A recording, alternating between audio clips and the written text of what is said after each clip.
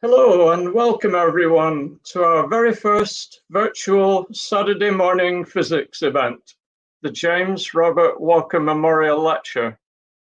I'm Roy Clark, Collegiate Professor of Physics at the University of Michigan, and I'll be hosting the first and last of these 4 SMP online events this semester. Professor Tim Chubb will host the other 2. We will be holding a live question and answer session after each presentation, so please email your questions to physics@umich.edu, and those will be presented to the speaker at the end of the talk. This address will scroll for a few times on your screen during the talk.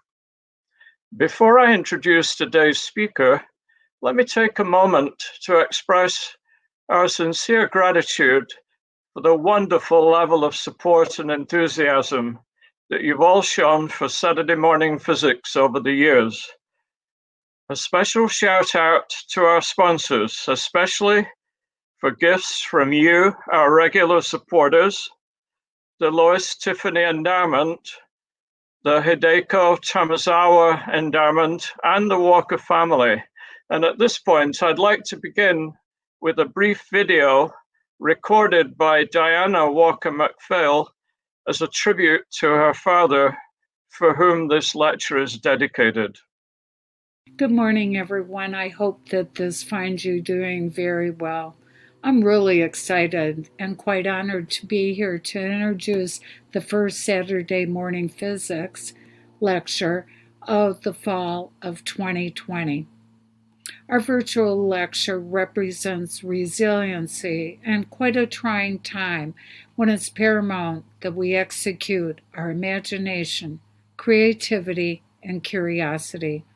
The James Robert Walker Memorial is a time for our family and you to share in honoring my father's life. James was born of very meager means, but he set his sights with stealth-like precision to attend the University of Michigan, which he did. My dad always said that if you have it, you don't need to tell others. He felt that one should stand on their own merit. Therefore, he never boasted of his achievements. So I'm going to do it right now. He demonstrated where research and physics can truly take us. In 1940, James worked on radar in the Bell Labs in New York City. He stayed with great emotion. It was a great time. It was a time to be living and doing these new things. I never had such a great time in my whole life. In 1941, he worked with the famous scientist William Shockley on the Q7 ranging sonar that was used in submarines. Next, he focused on the early transistors and their fallibility due to the unreliability of germanium. The importance of silicon transistors in an airplane's navigation system cannot be emphasized strongly enough. Don't you agree? Saturday morning physics inspires the mind of future scientists. For this reason, it is the desire of the Walker family to help sustain the James Walker Memorial. Education is an investment that is never lost. At 94, my father attended his last lecture, and I asked him, I said, Saturday morning physics. And he goes, yeah, Saturday morning physics. I wouldn't miss it for $1,000. Not $1,000. I hope you enjoyed this lecture. Thank you. Thank you, Diane. Now it's my great pleasure and honor to introduce Dr. Ann Parsons, who will deliver the James Robert Walker Memorial Lecture. Dr. Parsons received her PhD in physics from the University of California, Berkeley, and her undergraduate degree in the Department of Physics with high honors here at the University of Michigan, and go blue. Her distinguished research career at NASA's Goddard Space Flight Center has focused on applying nuclear instrumentation to astrophysics, planetary science, and planetary science missions, beginning with gamma-ray burst imaging from the most distant parts of the universe. Dr. Parsons then turned her attention closer to home as lead scientist on studies of the origin and evolution of the planets in our own solar system.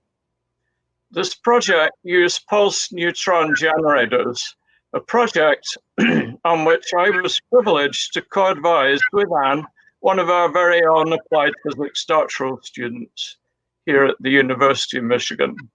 Today, we're excited indeed to hear about Dr. Parsons' latest explorations using pulse neutron beams, NASA's Dragonfly mission to Titan, the largest moon of Saturn. Our warmest Wolverine welcome to you, Anne, and welcome home, so to speak. Well, thank you very much for that introduction. This is going to be a lot of fun. We're going to spend this morning talking about the exploration of Titan, Saturn's largest moon. And we're going to talk about how the Dragonfly mission will be sent to do just that. So I'll get right to our presentation right now. And hopefully this will go well. Okay. So, as I said, we'll talk about exploring Titan with Dragonfly. And here's a picture of Titan next to Saturn. You can see the rings and the large size of Saturn. And Titan's right by it, with Dragonfly pointing to our landing spot. As you may know, Saturn has a lot of moons. It has 62 moons, and Titan is the largest. And this image here shows all the moons to scale, except for the very little ones. But here is the limb of Saturn, so you can see how big Saturn is with respect to its moons. And this is Titan. So it's pretty large. And what's really interesting about Titan is that it has an atmosphere. It's the only moon in the solar system that has an atmosphere. This is strange. We don't understand why. And even more interesting is that we learned a while ago in 1944 that the atmosphere contains methane. Methane is equivalent of natural gas. This is what we use to heat our homes here on Earth. And there's methane in the atmosphere of Titan. Now, also interesting is that this atmosphere is very dense. In fact, it's 4 times denser than Earth's atmosphere. The surface pressure is 1.5 times atmosphere on Earth. And here I have all of our familiar planets and moons lined up so you can see how Titan fits in terms of size. You know, Venus and Earth about the same size, then Mars, and Titan fits in just a bit larger than Mercury. What is interesting to note is that a Titan day, or a T-Sol, is 16 Earth days. So it's a little more than 2 weeks for a Titan day, and that will prove very helpful in the mission that I'll describe. A Titan year is 30 years, just 29.5 Earth years. So, you know, it's a different place. And the gravity is 1/7 of Earth's gravity. So it's a little bit less than the moon, excuse me. And so we'll be talking more about Titan in this talk. Now, when the Voyager 2 spacecraft flew by Titan in its trip through the solar system in the 1980s, early 80s, this is what it saw in visible light. A pretty nondescript, hazy, uninteresting ball. And so we wondered, is there anything on the surface? Because with that haze in optical light, we can't see to the surface. However, when we looked at near infrared wavelengths, we can see that there are surface features. And here in 95, the Hubble Space Telescope imaged the surface of Titan and made the map on the left. And then 6 years later, in 2004, the Keck 2 telescope on Earth made the image on the right. So these light and dark spots represent different compositions over the surface of Titan. So there's more to see under that haze. And so things got really interesting. And there's also a lot of information we wanted to learn about the Saturn system in general. So NASA and ESA, European Space Agency, worked together to create and launch the Cassini-Huygens exploration. And this picture on the left is the Cassini spacecraft, and you can see that lens-like shape on the side of it right here. That's the Huygens probe. And the Huygens probe is what detached from Cassini and landed on Titan. And we'll talk about that later.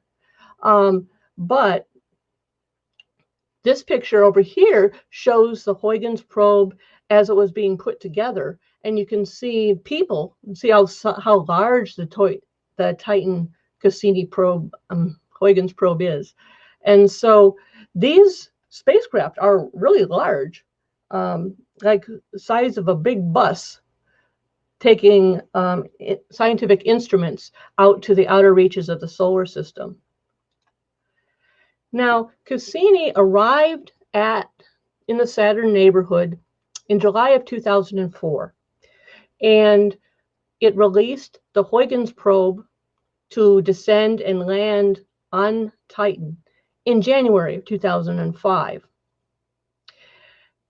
Since and afterwards, in fact, 13 years, Cassini spent orbiting Saturn in a variety of different orbits. You can see all of these paths that Cassini took, touring around, looking at the different moons, and it happened to fly by Titan 126 times. I want to emphasize that Cassini didn't orbit Titan. It flew by and used its information, used its scientific information, scientific instruments to get information about Titan as it flew by. And this allowed us to build a fairly interesting and enticing picture of what Titan looks like. Here's an image that Cassini made in the near infrared wavelengths. And you see this is anything but a blank surface. The light and dark spots on the image represent different compositions over the different areas of the moon. And what we want to do is understand what these different places on Cassini are like. One thing that we learned from Cassini is that Titan is an ocean world. It's got an outer layer, a very thin layer of organic molecules, that just a dusting, covering what you might call bedrock, but it's not rock, a outer water ice shell. So it's ice, it's water ice, but it covers the whole planet, whole moon in a shell. Underneath that is a planet-wide ocean, subsurface ocean covering the whole planet. And below that, there's another ice layer covering a silicate core. So we want to understand what makes this planet work, and there's a lot going on here. Just a few more facts about Titan before we get any further. At 5,150 kilometers. It is, I said, just a bit bigger than the planet Mercury. It has 1/7 Earth's gravity and 1.5 times Earth's atmospheric pressure. The atmosphere is mostly nitrogen, 95% nitrogen, but there's 5% of methane and other molecules. That's very interesting. As I told you before, we knew that there was methane in the atmosphere, and that will lead to some interesting results that I'll describe later. Now, the surface temperature is very cold, 94 Kelvin. That's a very chilly -290 degrees Fahrenheit. So obviously we couldn't survive at the surface without some heating. But that's very useful. Now, as Cassini flew by Titan its many times, it looked on the surface in the near infrared and saw a lot of surface features that are very familiar to those of us living on Earth. We see here that there are dunes, organic dune sands. These stripes are dunes like we see on the Earth. We see impact craters where a meteor has impacted the moon and made these very familiar shapes like you see on our moon. And we see tectonic features. There's also signs of cryovolcanism. Now, cryovolcanism might not be a familiar term, but imagine a volcano on Earth. You've got lava, which is melted rock, coming up through the Earth's surface and spewing out and cooling down to form a cone that you're used to for a volcano. But this time, instead of the rock lava, let's replace that liquid with water. Water coming perhaps from the subsurface ocean. It erupts through the surface of Titan, and as it cools, it becomes ice and forms the familiar volcano shape. This is a way that water from the subsurface can get to the surface materials, and we'll study the chemistry that might be possible when that happens. We also see channels that are very familiar to us on Earth. This is Titan, but it looks very much like river deltas on the Earth. And what I find really exciting is that in the north, there are seas and lakes and rivers made of methane, liquid methane. It's so cold that instead of a gas, methane is a liquid. In fact, my background image right here is an artist's conception of what the lakes and seas on Titan would look like. So there's a lot of interesting things going on, including clouds and methane weather.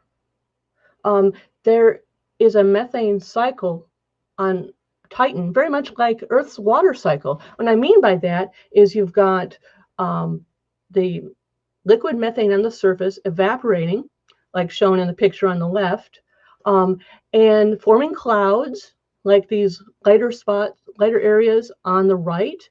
And the clouds give methane rain that lands on the surface to put liquid methane on the surface again. And the cycle repeats, just like rain on Earth.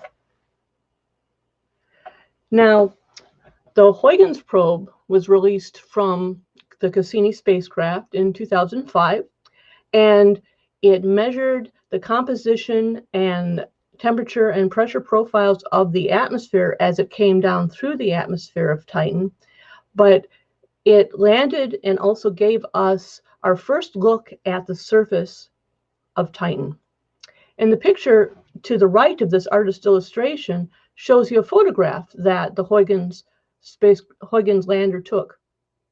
And notice everything is brown. You've got a hazy tan colored sky and a brown surface, these are all the organic molecules that have rained down on the surface. And I'll explain about that later. One other thing to note is that these features are rounded, as if there was some liquid in the past that eroded the edges. And this is a further sign that liquid has been at work on the surface of Titan.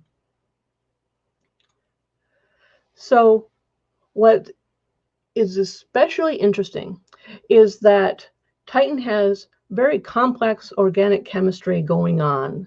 And what I mean by organic chemistry is molecules that have carbon in it. They can be very simple, like methane, or very complicated, like amino acids. And some of these organic compounds are important for the origin and presence of life. We don't exactly know how life originated on Earth, but we have an idea that we had a lot of organic materials like this, and an energy source and liquid, so that life originated in that way on Earth. But we can't go back and test it. What we have with Titan is a laboratory for studying those chemical processes that went from chemistry to biology. So what we call prebiotic chemistry. And so this slide shows you how these organic molecules are created. You have ultraviolet light coming from the sun and energetic particles coming from Saturn, and they're interacting in the top of the Titan atmosphere. And they're interacting with the nitrogen and the methane that's there, and forming, first of all, simple organic molecules and other molecules. And these interact with each other, getting larger and more complex, and eventually they settle down and precipitate or land on the surface of the planet, of the moon.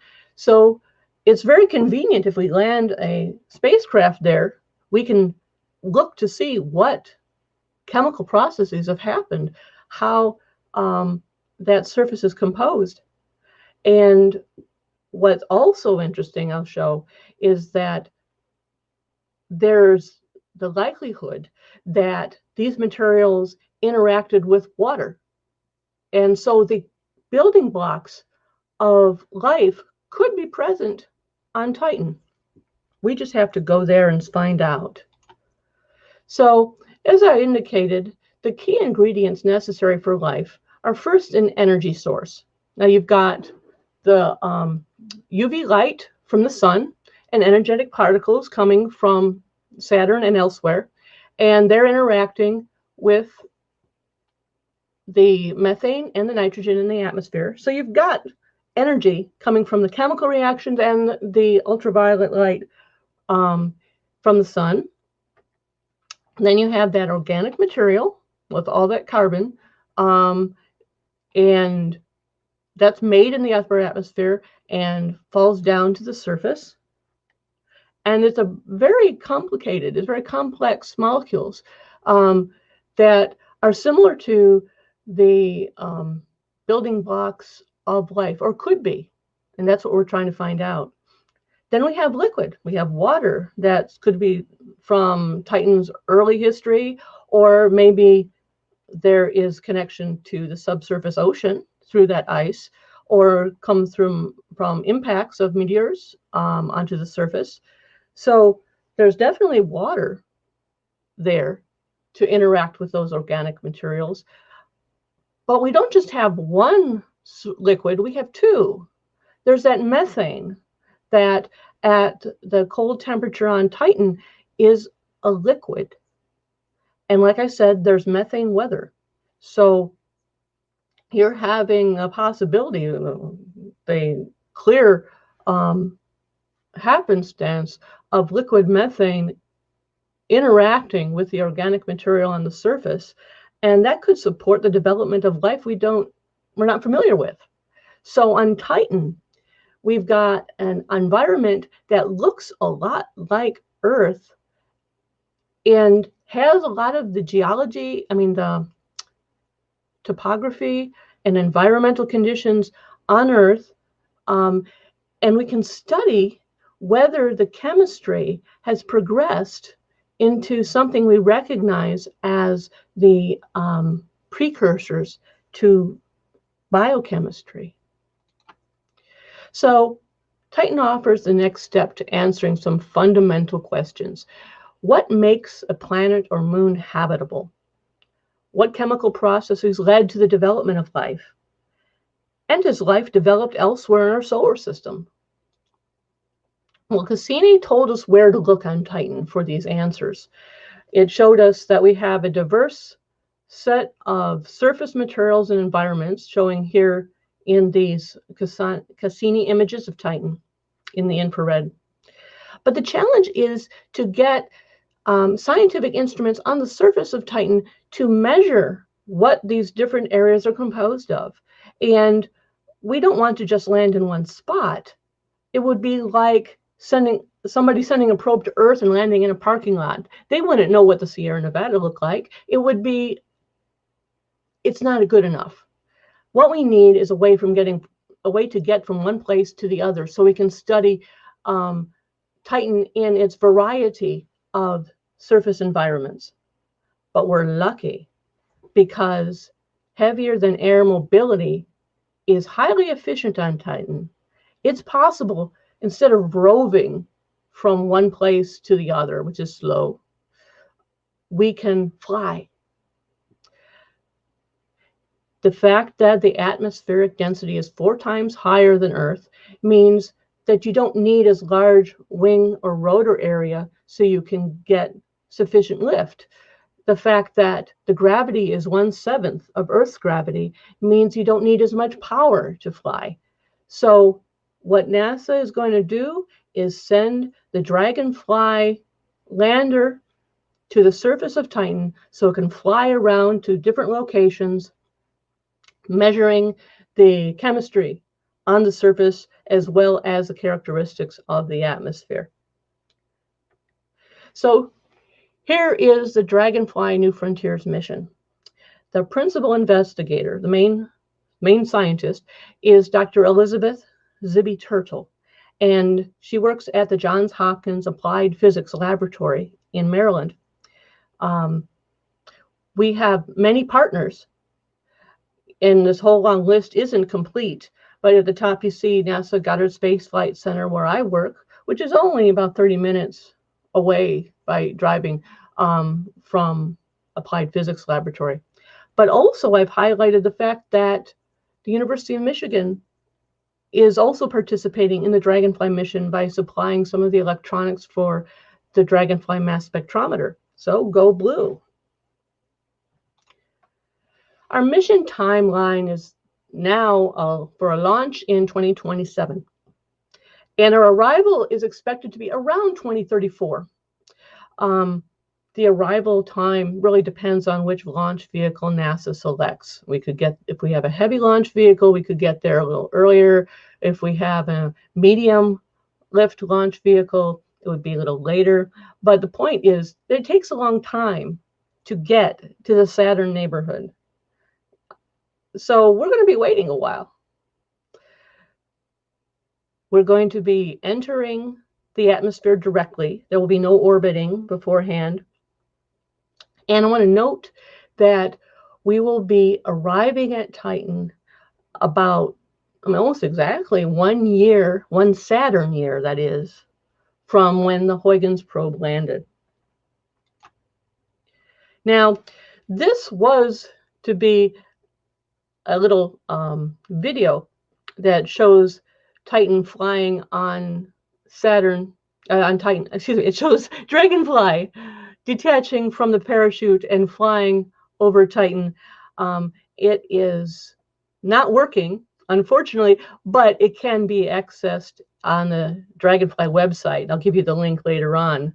But the point I want to make is that it'll come down on a parachute and then detach from this back shell, and immediately the rotors will start spinning so that Dragonfly flies. It starts to fly immediately and can fly to the designated landing site and come to rest on the surface without any business of sky cranes or rough landings with balloons or anything. It's a very soft landing, very exciting that way. The Dragonfly lander has what the science instruments need to support the scientific work we're going to do. Here's a picture of the Dragonfly lander. You can see these 4 sets of 2 rotor blades at the 4 corners. And we have the high gain antenna here with the panoramic cameras mounted on top. And back in the tail is our power source. This is a nuclear power source, what they call an MMRTG, or multi-mission radiothermoelectric generator. NASA likes its acronyms, but in this case, it's a lot easier to say MMRTG. So the way this works is it gets energy from the decay of plutonium-238. And that energy is used to charge the battery in Dragonfly that will be used for the flight and the science activities. And a nice side benefit is that the waste heat from this process is used to keep the scientific instruments warm inside. We'll be communicating directly to Earth. There's no relay satellite around Titan. So we have to swivel this high gain antenna to point at Earth and send the data there. One thing to note is that it takes 2.5 hours about to send us a message to Earth and have it come back. So there's a difference in what we're used to. Also, because Dragonfly will be so far away from the Earth, it will take a long time to get images and information down. We don't have a very high bandwidth. In fact, you can imagine more like the early dial-up modems when you think of the downlink capability for the data getting back to Earth.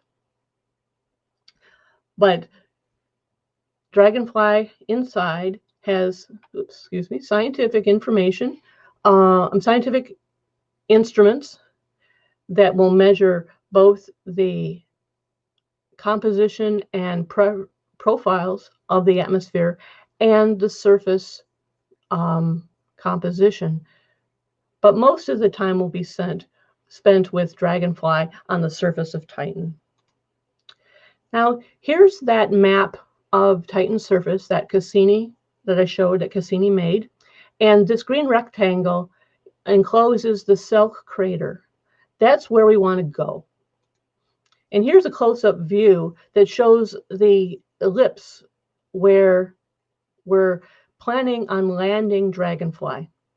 And you notice it's close to Selk, but there's a lot of interesting materials in between. So the plan is to traverse our way, make our way to the Selk crater, flying about 6 kilometers at a time. And we'll explore the materials in between dunes.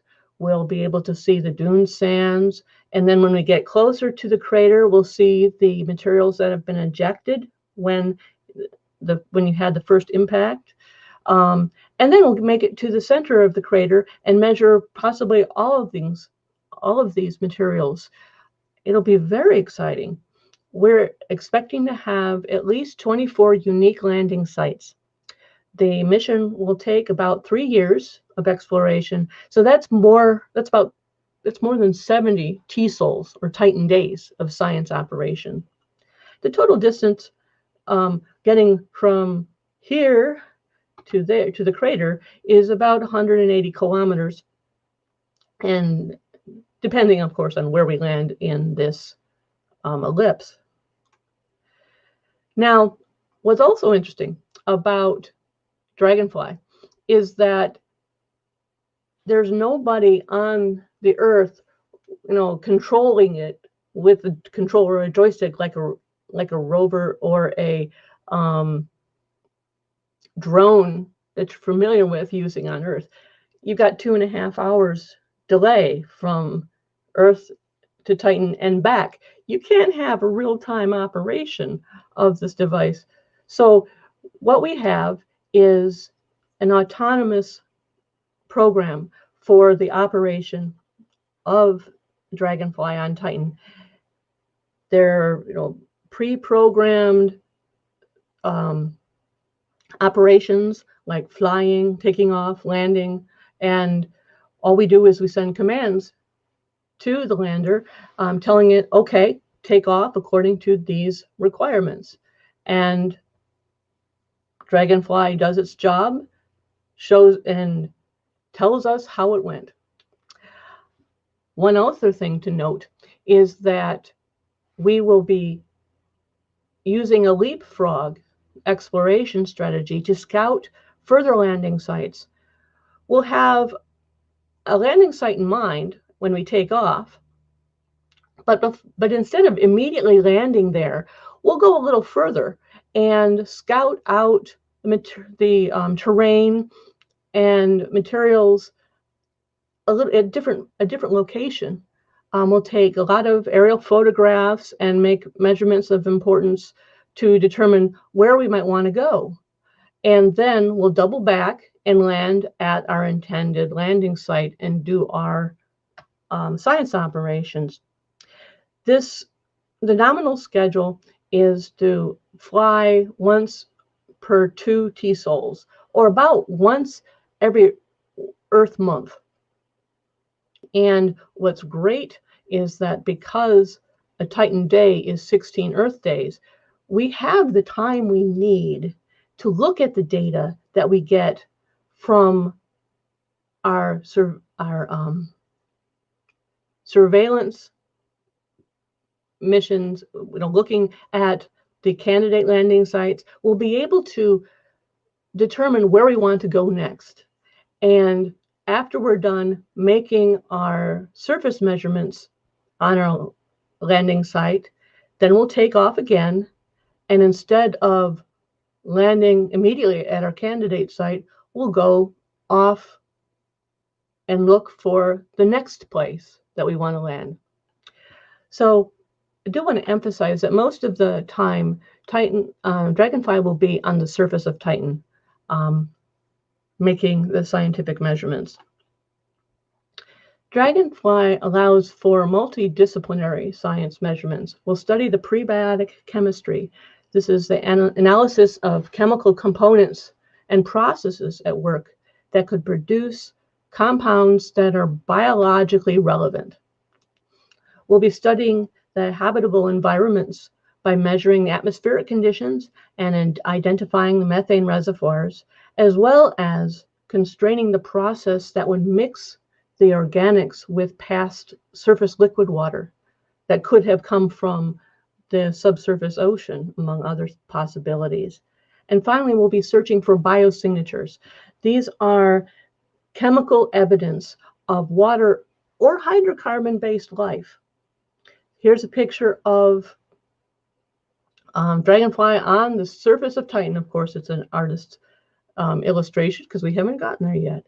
Anyway, you see the high gain antenna fully deployed, and we're ready to make our science measurements. Here we have the Dragonfly spacecraft in gray and the instruments color-coded, so it's easy to see all of the entire instrument suite. In yellow, we've got DRAGMET, the geophysics and metrology package that has many different measurements, instruments spread over the Dragonfly lander. And one thing to note is that Dragonfly will be placing a seismometer on the surface of Titan so we can look for Titan quakes. Dragonfly has the Dragonfly mass spectrometer, or DRAMS, we have here in peach. And we'll talk a lot about that in a little bit, but I note that in red we have the Draco in specimen acquisition system. There are 2 drills, one on each of the legs, and they'll drill into the surface a few centimeters and take a sample, and then through pneumatic tubes deliver it to the mass spectrometer instrument. In blue, there are multiple cameras, the Dragon Cam and Navigational Cam suite. These are the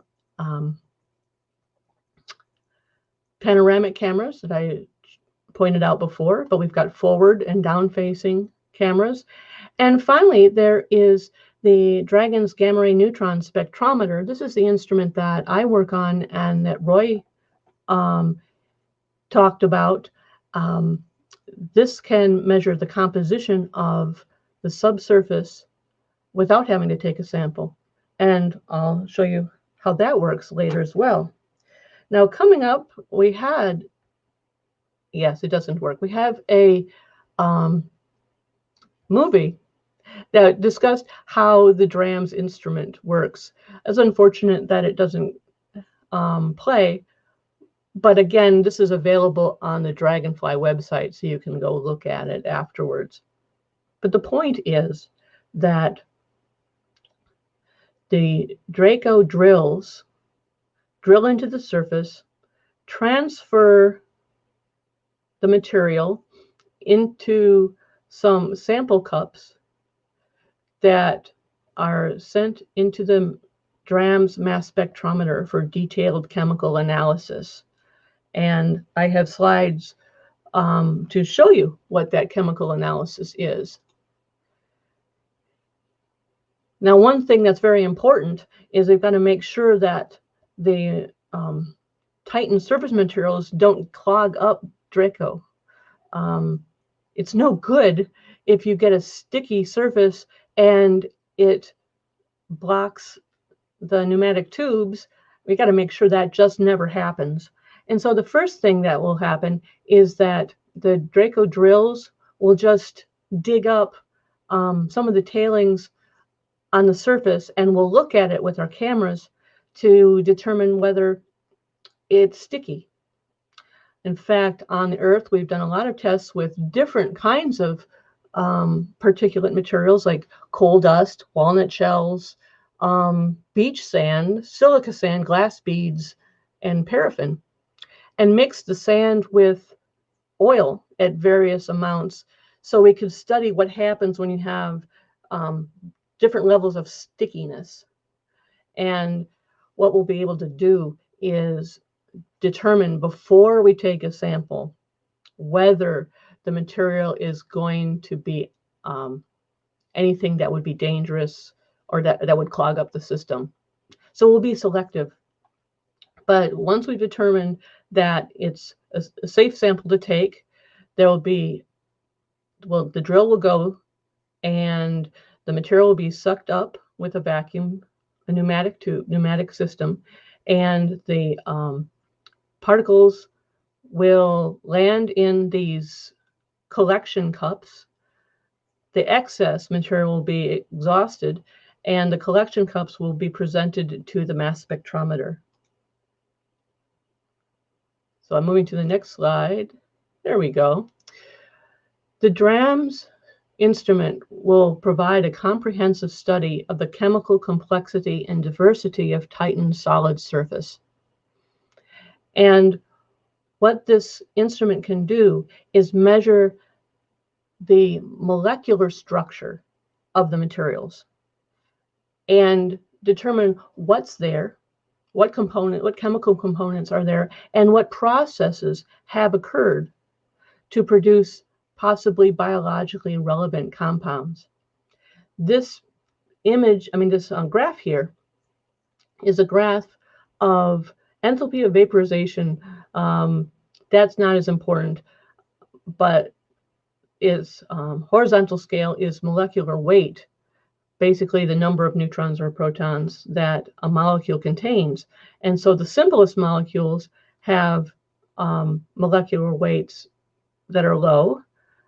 But once you get to more complicated things like amino acids, possibly, you have a large number of atoms in your molecule. And DRAMS can measure this wide variety through its complementary sample analysis modes. Now, laser desorption mass spectrometry, gas chromatography mass spectrometry, the techniques are beyond the scope of this talk, but they offer us amazing capabilities in understanding the chemistry of the surface of Titan. Then there's the Dragonfly Gamma Ray Neutron Spectrometer that I work on. Without taking a sample, dragons can measure the composition of the surface and subsurface materials beneath the Dragonfly lander. So it doesn't need to touch anything. It can measure the bulk elemental composition even down below the surface, down to like 30 centimeters below the surface. And it does that by sending high energy neutrons out to make gamma rays in the material and detecting the gamma rays. And high energy neutrons can go through tens of centimeters of, actually almost a meter, of material. And then you get the gamma rays that also can penetrate and get back to the gamma ray spectrometer. So the point is just that you can use these techniques to determine the elements that are underneath and around the Dragonfly lander. And some of these elements are especially important, like carbon, hydrogen, nitrogen, oxygen, phosphorus, and sulfur. Especially interesting for the origin of life, but also we'll be able to measure some minor elements. We also have the ability to measure the stratigraphy. That is, we can know the layering and how deep beneath the carbon organic materials that ice bedrock is. The DRAGMET instrument has meteorological and seismological monitoring of this ocean world. During flight, DRAGMET can monitor the atmospheric conditions, and on the ground as well, identifying methane reservoirs and measuring the transport rates. We'll take temperature and pressure, wind speed and direction, atmospheric profiles, and on the surface, we'll measure physical properties of the materials, like its porosity, and then we can also look for Titan quakes and other physical processes that involve the mix of organics with past surface water or a subsurface ocean. And by having a seismometer on the surface, we have the potential to determine how thick that ice shell is. Here's the cutaway of Titan again, and you see we know there's this thin shell of water ice bedrock over that subsurface ocean. Well, if you measure the seismic activity on the surface of Titan, you can determine whether perhaps the ice crust is just under 40 kilometers, or maybe it's 120 some kilometers. And that will be very interesting. We'll also have many cameras looking in all directions. We have the panoramic cameras that I talked about before, giving us a view of the environment near the Dragonfly lander. We'll have forward cameras, downward cameras, and we even have a microscopic camera that's aimed at the area where we will be drilling. And this will let us see the consistency of the things, of the material that comes up from the initial drill, so we can determine whether it is sticky or not. But in addition to that, we have a way of illuminating that area with LEDs, and we can get a microscopic view of the material And we can look at mixtures of water ice and Titan organic compounds and study that. So Titan has many advantages for study by the Dragonfly mission. Its dense atmosphere enables the aerial mobility that lets it fly from one place to the other. It's also, the thick atmosphere allows for a very relaxed entry, descent, and landing. Instead of the 7 minutes of terror you had for Mars, the entry and descent will take 110 minutes to get down to the surface of Titan. So we'll have an easy time of it. And the motorized flight will also make the landing much more gentle. The 16-day TESOL, Titan Day, is very helpful for surface operations, so we can have a relaxed schedule and think about what we're doing instead of having to react and work very quickly. And the dense atmosphere and the length of the day produce calm conditions. The seasonal temperature variations aren't very large. It's only like 1 Kelvin out of 94. And what's also important is that Dragonfly will arrive 1 Saturn year after the Huygens probe made its first measurements. Now, there are a lot of people that go into making the Dragonfly mission successful. You certainly need to have all these people, all the scientists working on the Cassini data to analyze what it tells us so we can use that information to build upon for the Dragonfly mission. We have lab work where people are making organic materials that we expect are similar to what we'll find on Titan, and we'll be doing experiments in the lab on those materials. Then, of course, you have the team of people that are working on making Dragonfly fly. That means you have to have wind tunnel and flight testing. You have to design those rotors and model the fluid dynamics to make sure that we can fly Dragonfly. And there have been some Earth tests of scaled down versions of Dragonfly and have shown how easily we can get from one place to the other. Let's see, this probably won't work. No, it doesn't. Okay, well, here's an example where we have virtual reality Dragonfly floating in space, and we have had people look around at it. It's really an interesting tool that we might use for operations and planning and in future design. There are many opportunities for engagement. Now, for the scientists, we have the NASA Participating Scientist Program, but complementary to that, we have the Dragonfly Student and Early Career Investigator Program, and that will allow younger scientists to get in the game, get educated, and contribute to the Dragonfly mission during that long cruise. We're going, it's going to take 10 years, 9 or 10 years after launch to get to Titan. And we've got to make sure that we have an army of scientists that are ready to do the work once we're there. There will also be community workshops and meetings at science conferences to give access to the general public. Sorry, wrong way. And here's a picture of the Dragonfly team, just a small part of the Dragonfly team that attended one of our meetings at Johns Hopkins Applied Physics Lab.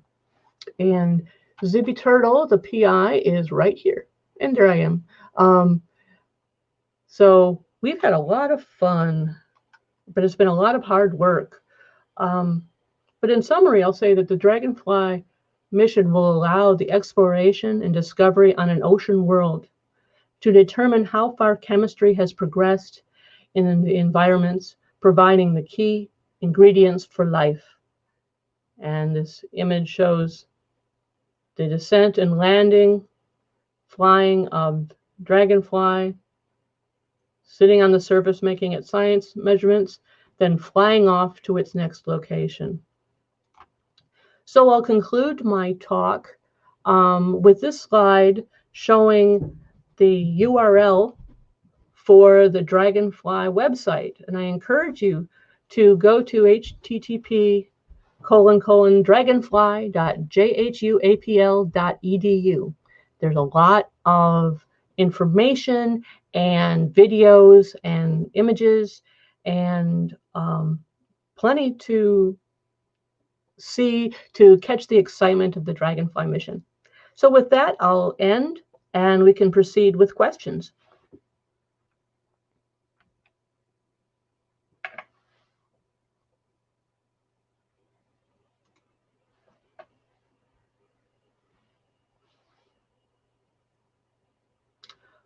Okay.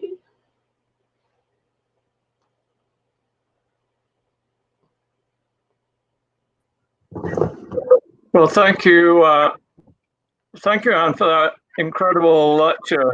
That's an adventure that we never had on a Saturday morning before. At least I haven't. There are many, many questions. I'm not sure we're going to be able to get to them all, but those we don't, we have your email addresses. People who ask these interesting questions, and I'm sure Anne would be happy to respond to the ones that we didn't get to. Sure. There are a number of questions relating to the nature of Titan itself, and also to the operation of Dragonfly. So I'd like to focus on those, but first I'd like to just relay a question to Anne about a parent who asked, she has a high school student who's very interested in astrophysics and astrochemistry. What advice would you give her how she can get involved and get some experience and knowledge about this field?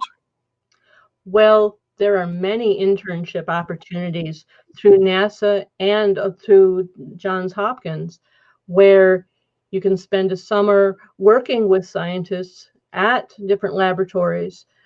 We also have a program that we're developing for working with students. I can give more information about that if asked by email. But the point is that there's a wealth of intern opportunities, and it really lets a student get involved and understand what kind of work is done and whether they like it, whether they like the science research, which is very important to find out before you dedicate years of education to it. Well, thank you. The questions about the nature of the ocean, subsurface ocean on Titan sparked a number of questions, and I'll kind of ask them together as a group. So the first part was, how do scientists know that the subsurface ocean is made out of water instead of methane? And then how is it detected?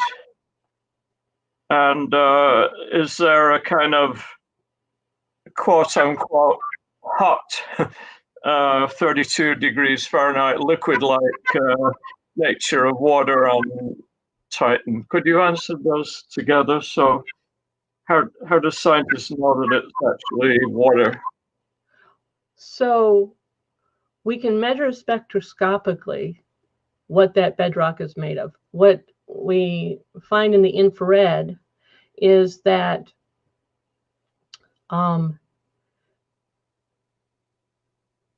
there are lines and absorption lines that are related to the rotation and vibration of water molecules. So we can be sure that there's water on the surface. And we know that there's a crust of water ice because it's very cold there. But as you get toward the center, you have the heating of the heat from the center of the moon that will melt that ice and give you a global ocean. This is not my best area. So what I can do for those who are interested is search out and get back to people on more precise and accurate information about this. But what we know about Titan, it comes from Cassini doing flybys, and the infrared spectrometers give us a lot of clues. And there's a lot of experience from the Earth, water vapor in the Earth's atmosphere that's been gathered over many years to help. What's so interesting is that you can tell a lot about a body by its gravitational perturbation of the planet and spacecraft flying by it. So you can use gravity as a tool for understanding the interior of a planet or a moon. Mm-hmm.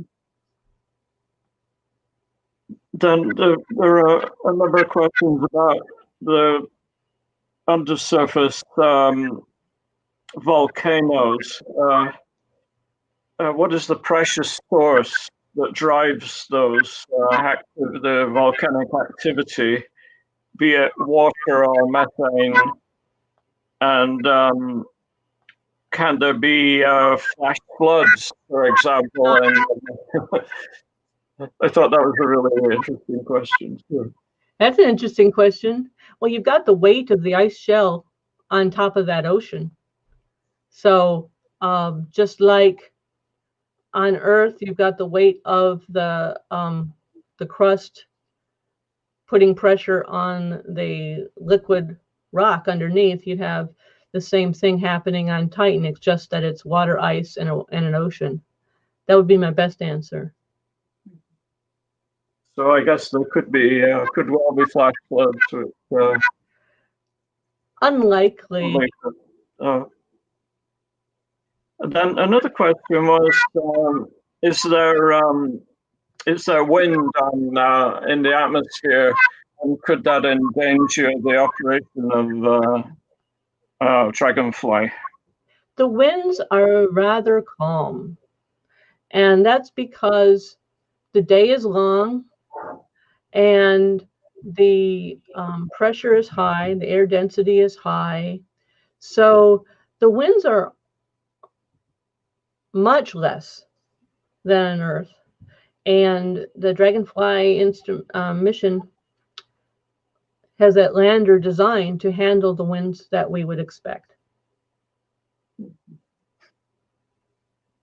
And another question that relates to atmospheric conditions. Is there lightning on Titan? And is it necessary for life? Or if you're looking for biological activity, does lightning play any role? No, we haven't seen any lightning. No. And all the time Cassini, those 13 some years that Cassini was flying around, making those 126 flybys of Titan, never saw any lightning. I guess that's a little surprising because you mentioned that you could have clouds in the atmosphere, and we know that that goes along with lightning on Earth in the Earth's atmosphere. Is that being studied some more? Excuse me? Is that being studied some more?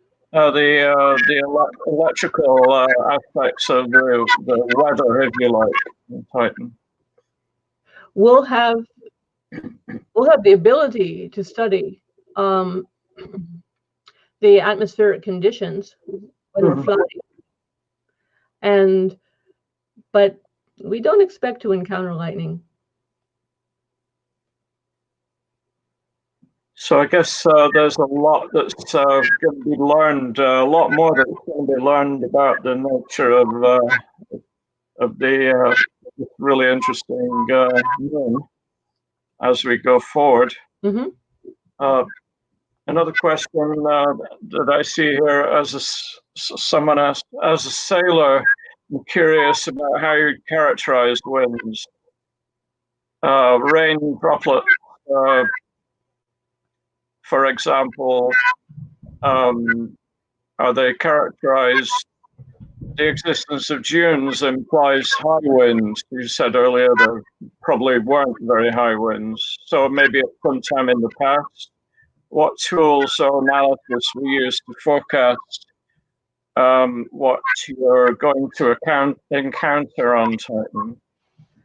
That's a very interesting question. Yes, the way those dunes were made does imply that you've got some wind, but I would just say that you have had a lot of time, you know. And one of the things that Dragonfly will measure is what they call saltation, how easily and quickly the materials on the surface move. We'll be spinning the rotors a little bit to kick up a little bit of air and watch to see how those particles move and how fast they move, so we can study how those dunes were created.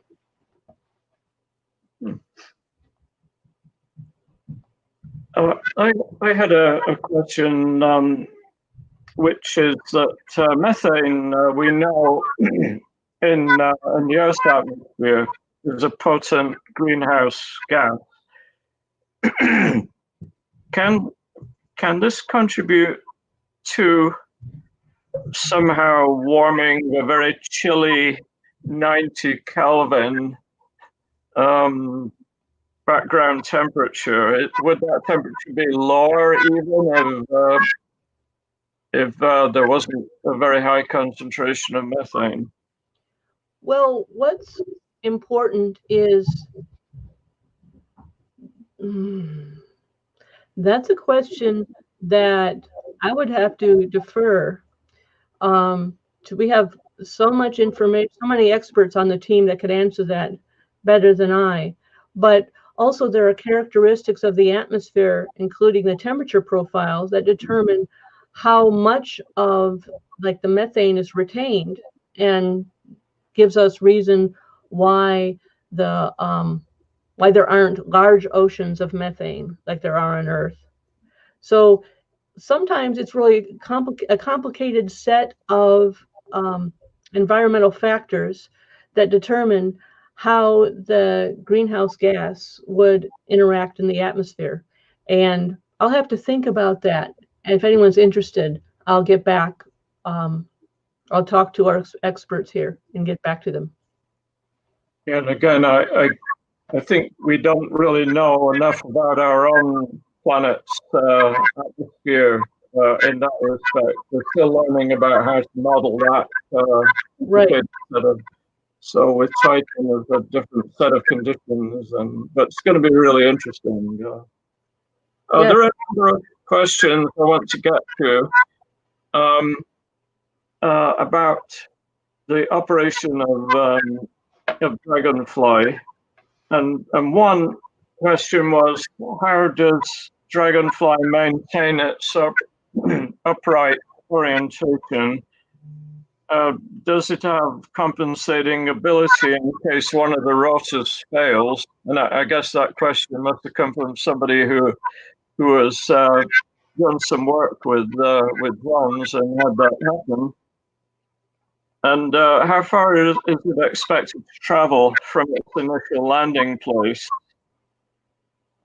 And finally, in that area, how will it avoid surface liquids?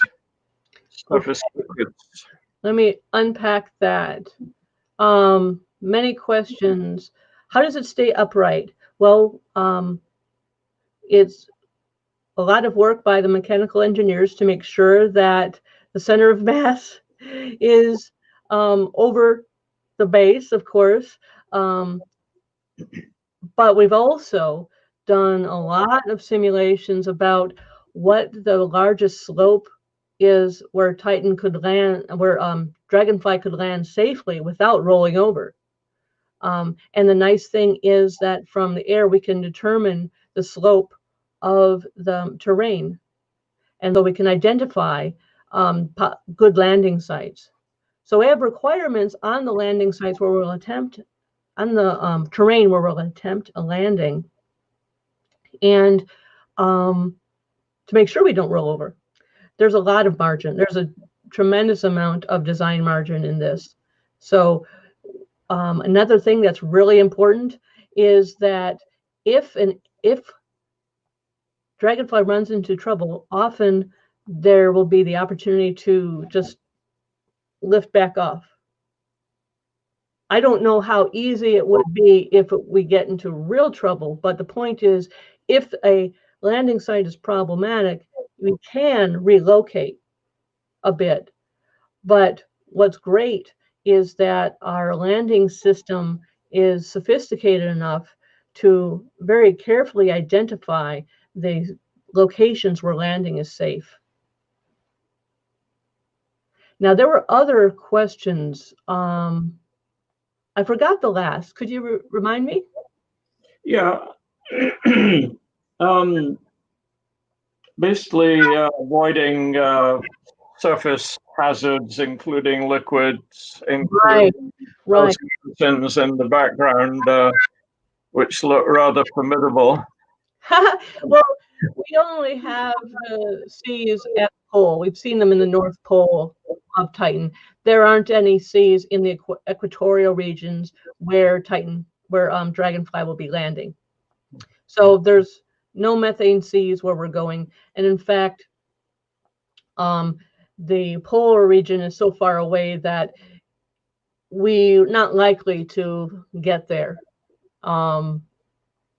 Yeah, it would take 20 years to fly to the poles, but so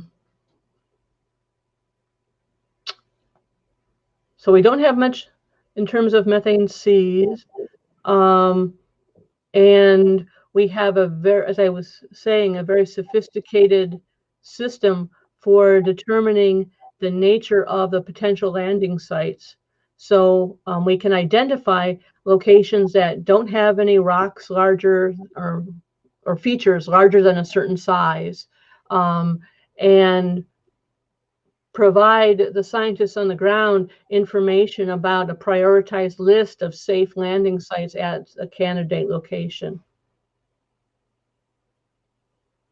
Yeah, I think it sounds like you're facing similar challenges to what the Mars rovers have faced, and upset at a higher speed now with the flying probe.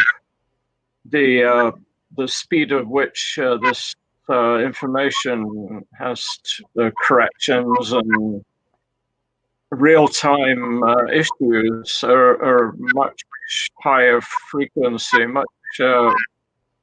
much less time required to respond to changing conditions. This is with the Opportunity rover, for example, it's possible to do kind of course corrections because they're not moving very quickly, but a drone tends to go faster.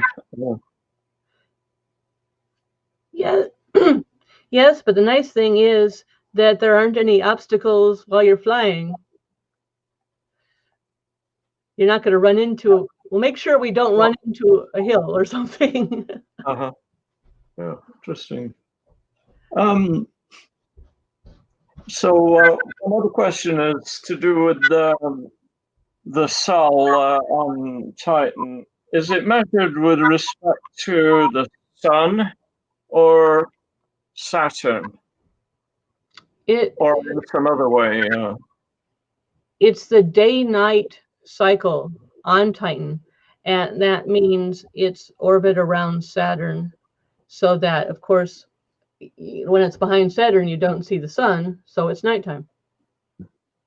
And remind us again how long that orbital time was. The Titan orbit around Saturn is what gives us our 16-day 16 Earth Day, Hmm. Titan Day. And the orbit of Saturn around their sun is 29.5 years. Good. One other question that someone asked, an interesting question, and I thought about this myself while I was thinking about your what you were saying during the lecture. Can cosmic rays be used as a probe source? You use neutrons and dragonfly largely, or are they just background noise? Well, that's a very interesting and important question, because that thick atmosphere of Titan just absorbs all the cosmic rays. Nothing gets to the ground. So while on orbiting experiments with gamma ray neutron instrumentation, you can use cosmic rays to stimulate the materials and just measure the gamma rays that naturally shine from the planet or moon.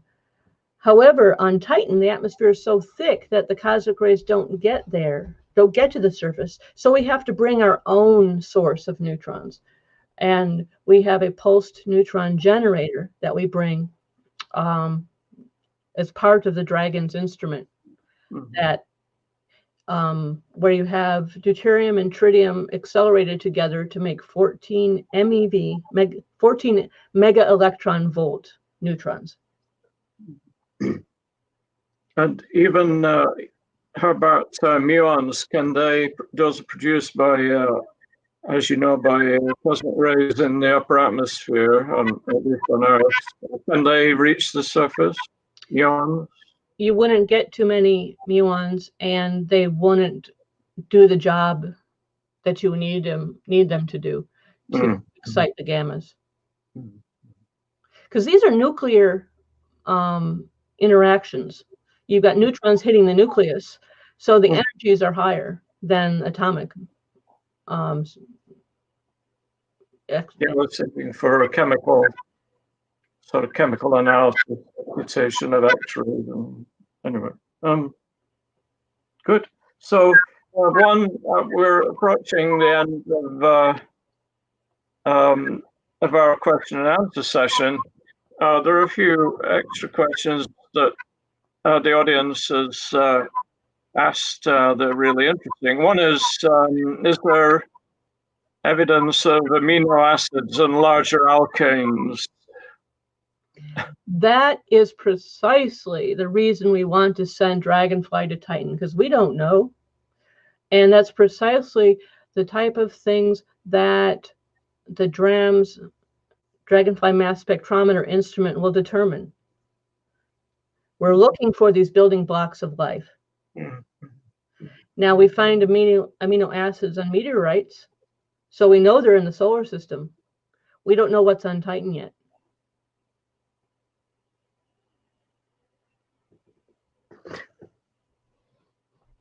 One question is at least the one a question that I was thinking about. That good planets are hard to find in the solar system. We live on one of them. I imagine good moons are even harder to find. I mean, good meaning interesting or worth studying. What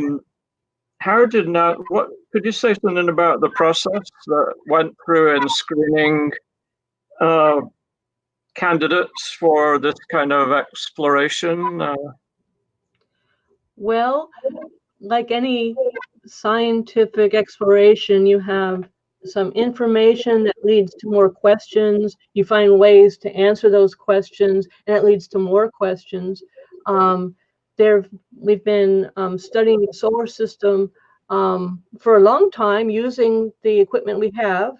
And as I was leading through the discussion, we started off with optical. We started off with the infrared measurements we can make from the Hubble Space Telescope. And we're searching for a lot of different things. There are a lot of different disciplines in astronomy, of course. But you have the folks who are interested in understanding the Saturnian system, and there are many moons that are of interest. And those who are interested in Titan have worked on building better instruments and better missions to go and do that exploration. Good. So this, this is a really interesting question. Is Titan's 16-day Earth day solved through tidal locking? So there, with liquid on the surface, you must have some kind of tidal interactions, and can that lead to locking of its rotation through its orbital period? It is tidally locked, I believe, and there are diurnal stresses, and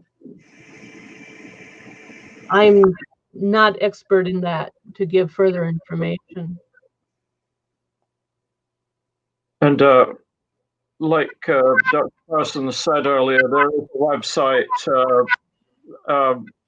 with lots of frequently asked questions, I imagine, and more details that interested parties can go to and learn more about the details that we're talking about here. That's very, very interesting. And one question which I see the picture behind you. I see a star. Can the sun be seen from Titan? Can our sun be seen from Titan? Oh yes, but the sun illuminates the Titan. Illuminates Titan, but with that haze,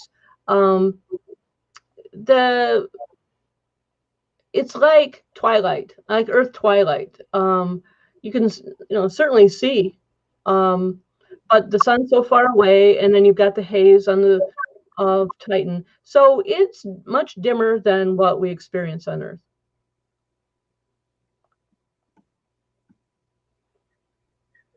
The presence of oxygen and methane is generally, at least here on Earth, a problem in terms of flammability and explosions and such.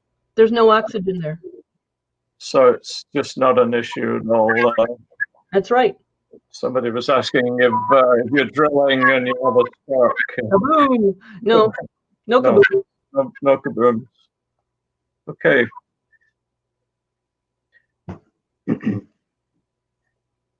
Another question to do with it's really great that we're having a lot of detailed questions to do with the nitty-gritty of this operation and this mission.